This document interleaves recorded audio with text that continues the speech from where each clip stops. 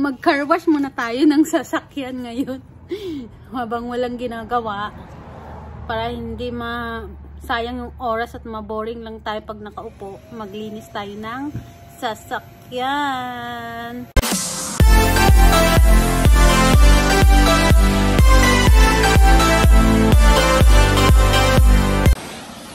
Nakunin natin ito dito.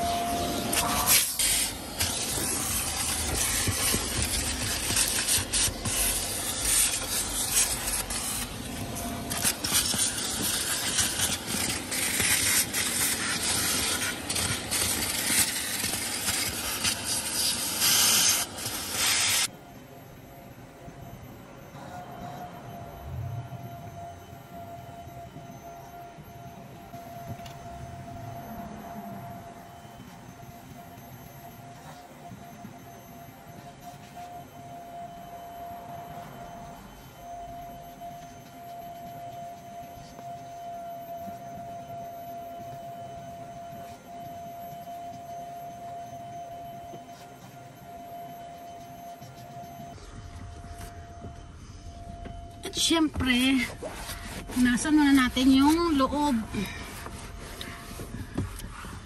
Punasan muna natin bago natin linisan yung labas.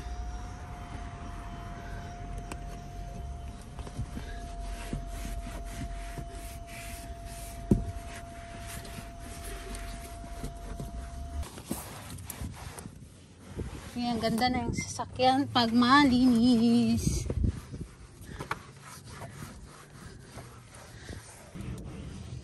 Na tayo. Gawa ka mo yung host card. Saan na nga ba, te? Diyan. Wait, ah. Yan.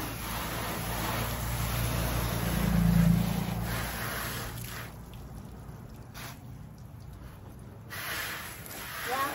Ganito.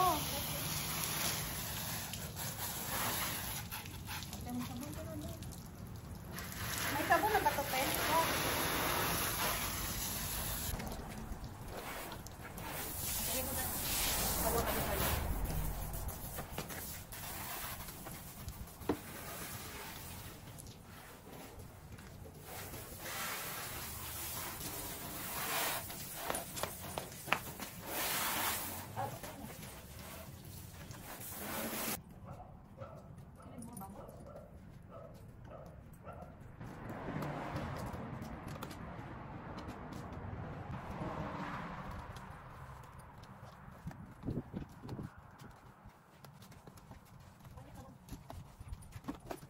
Bago o yun?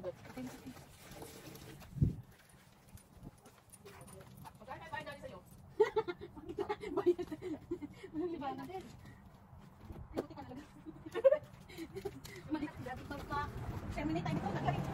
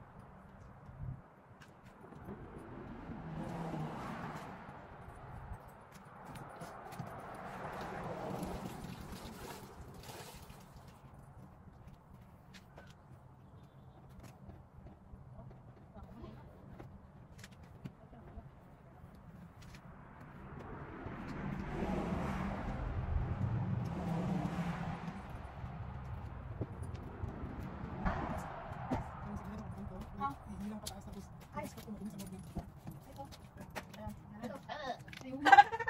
Super dirty. Sobrang dumi. Ay, sir. Mataminit tayo dito, Ken. Basta.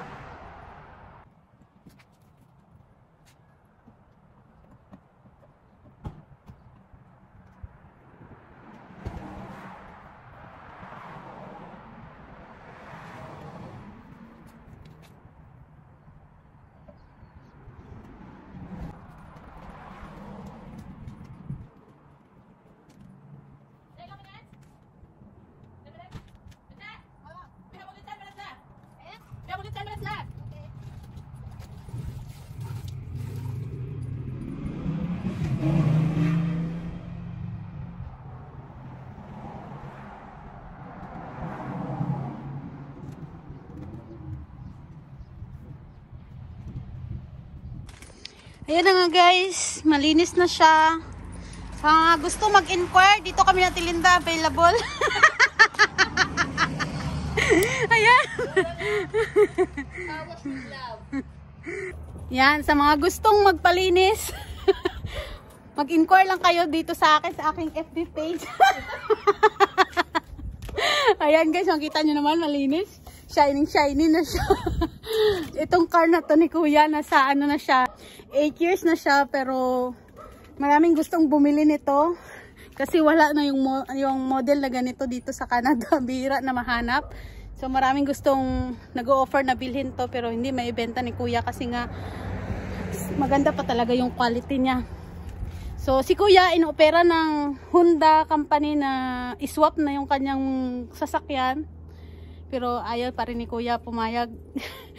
Choice pa rin niya ito kasi nga maganda yung brand nitong sasakyan. Walang gas-gas. Yan. At ito naman syempre kay Ate Linda, mini car, so cute. Yan. Ilang taon na to, te?